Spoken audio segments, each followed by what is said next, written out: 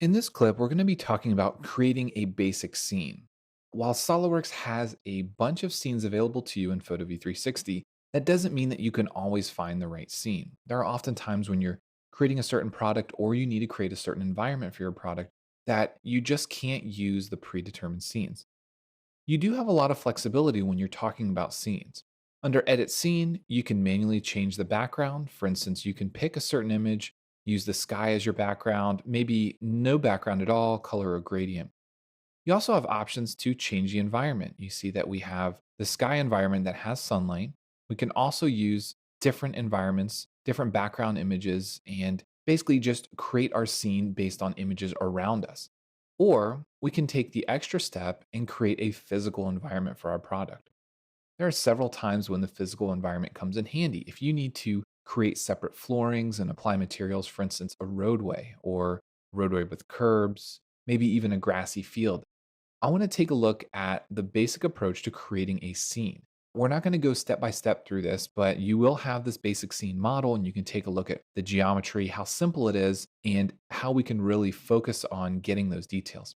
Now, of course, this is an empty room with the table and lamp example, but you will notice that I've added windows. And with these windows, I've also added trim around them.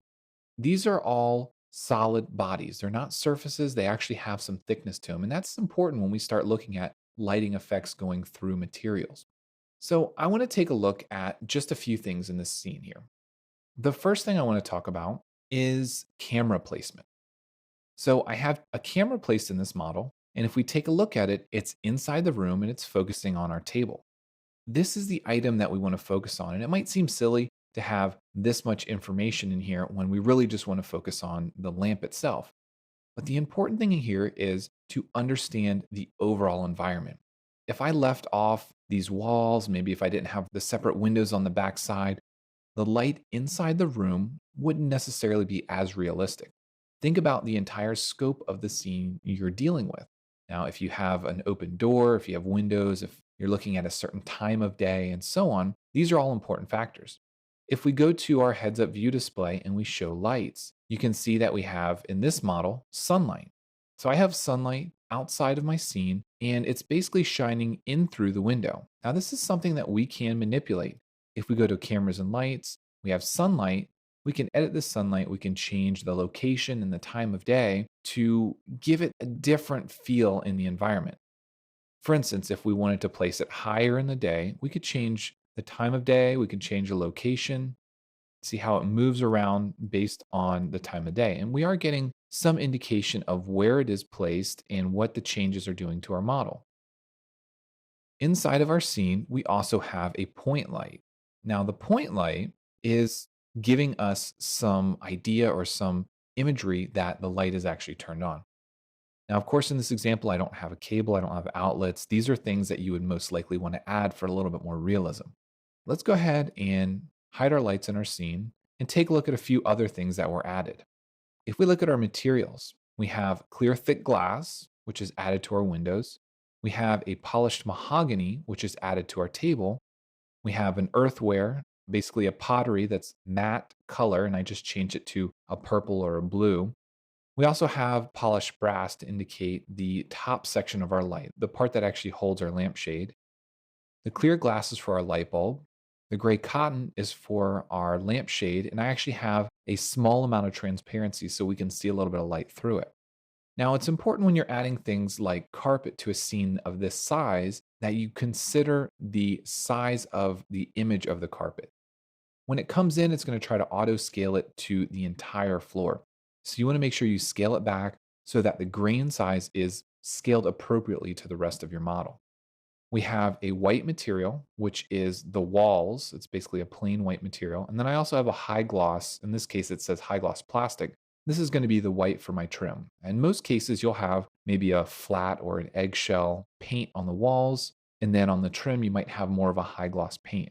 I wanted to make sure that these were the same color and that we had the contrast between the high gloss and then the flat or the more dull looking walls in our scene. And there is one other thing that we need to talk about, and that is the rest of the lighting in the scene. First, I want to go ahead and show my camera view and do a quick preview window. When we're looking at the preview window, we have to remember that the lighting effects in the preview window are not necessarily the same as the ones in our final render. It gives us a pretty good approximation, but things like how fog is handled and how the shadows are handled are not necessarily perfect in terms of our final render. So as we look at this scene here, it looks pretty good. You'll notice that the material for the carpet isn't ideal and the lighting effects, there's a lot of speculation happening on our lamp itself and around the table and so on. So we know that these aren't final quality. When we're looking at final quality, we want to take a look at a final render. So when we start to calculate a final render, it's important to understand the options you have for your render, and that's something that we'll talk about on its own. We have a quality setting, we have a size setting, and changing the quality setting and the size both have effects on how long these renders will take. But the good thing is, on a scene like this, we don't necessarily have to do a complete render. We can go ahead and start the render process and see how long it takes. If it's going to take a long time, such as this, we can abort it and we can take a look at just a region, a smaller area. If we want to look at the light itself and maybe a little bit of the table and get an idea of what the effects are going to look like. So now that we're rendering a small region, we can go back to our final render and not have to worry about rendering the entire scene. We can look at just a smaller portion of it. We can see the light bulb through our lampshade, and we can see the fact that it is producing some light. And it's giving us a shadow effect of the lamp onto the table, which is what we want, what we expect. We also see that we have some shadow effect below the table, which again is what we would expect to see. So we know we're on the right track here. At this point, I'm going to go ahead and abort the render and go ahead and hop back into my scene. And now we can turn off our render region and we can take a look at one more thing here. I actually want to go to my lighting. I'm going to turn my point light off. So we'll go ahead and make sure that this is off in Photo V360. Do another preview. Now the reason I'm doing this is because I want to show that with the lamp off, we'll have slightly different lighting effects in our scene. There are several other things that we can do, such as darken the walls or remove some additional lighting in the scene. But what we want to look at is that the lighting effect that we're adding by turning on the lamp or turning on whatever additional lights that we want is giving us the desired result. So we can see when we turn it off, there's no illumination on the table. There's not really any shadowing. We're getting some reflection from the sunlight coming in from this window, which is really nice. It's really good to know. But we know that turning the lamp on and the product that we want to focus on, in this case, maybe the table, maybe the lamp itself, is giving us the detail and the focal point that we want in our render. Just a quick look at the basic scene. We have an empty room with just some materials applied. We can obviously control and change those. We can change the white walls if we need to. We can change the trim. We can change the glass. We can change the carpet. We can change it to a wood floor or a tile floor. We can change the ceiling to whatever we need to. In this case, the ceiling itself currently doesn't have any material applied. So if we want to apply material to that, we can select the specific body and give it a white material or actually even give it a lighted material and add brightness to the scene if we need to. When you're creating these basic scenes, you don't want too much detail. You don't really want to add every little detail into the scene.